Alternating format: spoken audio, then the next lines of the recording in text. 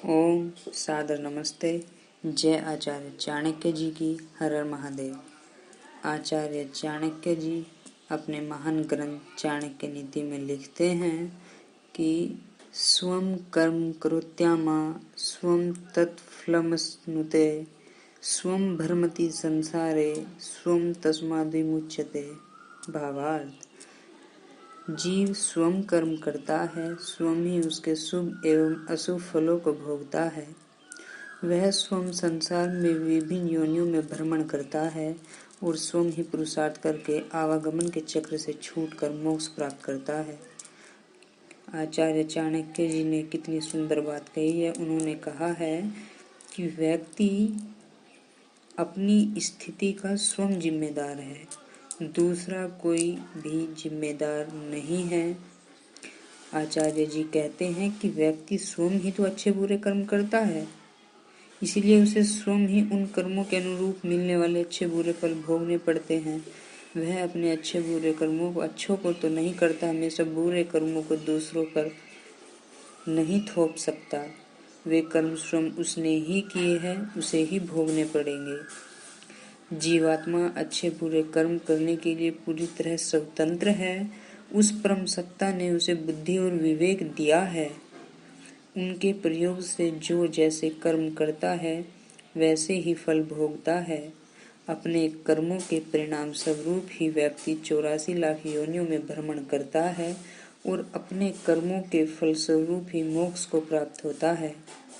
तात्पर्य यह है कि प्राणी जैसे कर्म करता है उसे वैसे ही फल भोगने पड़ते हैं। यदि आज कोई दुखों में फंसा दिखाई देता है तो उसका जिम्मेदार वह स्वयं है। अपने कर्मों के फलस्वरूप ही वह दुखों को भोग रहा है और जो सुख भोग रहे हैं वे भी उनके शुभ कर्मों के ही फल है। वस्तुतः अंततः चाणक्य जी कहना चाहते हैं कि व्यक्ति को शुभ कर्म करके अपने मोक्ष का साधन करना चाहिए। अगले श्लोक में आचार्य चाणक्य जी कहते हैं, राजा राष्ट्रकृतं पापं भुक्ते राज्य पापं प्रोहितः भर्ता च स्त्रीकृतं पापं शिष्य पापं गुरुस्थिता। भावार्थ: राष्ट्र द्वारा किए गए पाप राजा को तथा राजा द्वारा किए गए पाप पुरोहित को भोगने पड़ते हैं। इसी प्रकार स्त्री के द्वारा किए गए पापों को पति और शिष्य द्वारा किए गए पापों को गुरु भोगता है। आचार्य चाणक्य जी यहाँ पर कहना चाहते हैं, यदि किसी राष्ट्र की प्रजा पाप कर्म करती है तो उसके लिए सीधे तौर पर राजा ही जिम्मेदार माना जाता है, क्योंकि उसका कार्य धर्म एवं सज्जनों की रक्षा कर धर्मानुसार राज्य का संचालन करना होता है। उसके लिए दंड विधान राजा बनाता है, किंतु यदि राजा अपने कर्तव्यों का सही पालन नहीं करता है और राज्य में अपराधियों एवं दुष्टों का वर्चस्व हो जाता है, जिससे साधु वृत्ति की प्रजा कष्ट उठाती है, तो प्रजा इसका दोष राजा को ही देती है। राजनीति शास्त्र भी इसके लिए राजा को ही दोषी मानते हैं।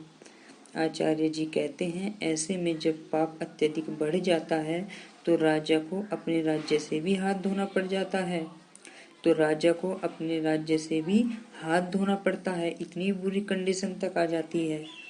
इसी प्रकार यदि कोई राजा पाप कर्म करता है, राजा विलासी हो जाए, मदपान आदि करके अपने कर्तव्य से मुंह मोड़े, तो इसका दोषी राजा का पुरोहित अर्थात मंत्री माना गया है, जो कि उसका मुख्य सलाहकार भी होता है।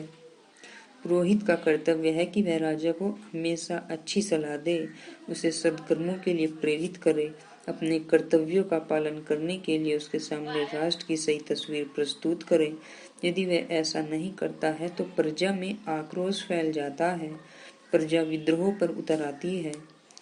तब राजा सावधान होता है और पुरोहित अर्थात मंत्री को इस बात के लिए दंडित करता है कि समय रहते उसने उसे सचेत क्यों नहीं किया। आचार्य चाणक्य जी कहते हैं कि पत्नी के पापों का दंड पति और शिष्य के पापों का दंड गुरु को भोगना पड़ता है। पति घर का मुखिया होता है और स्त्री का पहला गुरु भी उसका पति ही होता है, ये भी शास्त्रों का मानना है।